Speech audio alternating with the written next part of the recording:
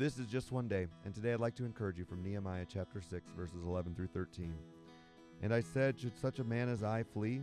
And who is there such as I who would go into the temple to save his life? I will not go in.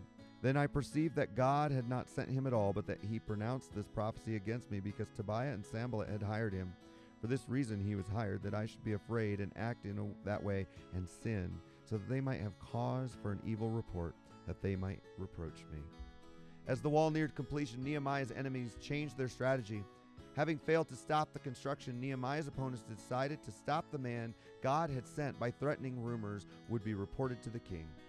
This is a frequent tactic of the enemy. Oppose the work, threaten the workers, attack the leader. The hope was that the threats would intimidate Nehemiah and the work might end. But Nehemiah refused to be distracted. When urged to flee and protect himself, he recognized the trap. He understood that abandoning his post would not only damage his testimony, but it would also derail the mission God had given him. Satan's concern is not whether anyone believes the rumors, but whether he can use them to divert his targets from their divinely appointed task. The enemy often uses fear, criticism, gossip, and distractions to pull believers away from what God has called them to do. Nehemiah stayed focused because he knew his assignment. He measured every opportunity, every threat, and every decision against God's calling.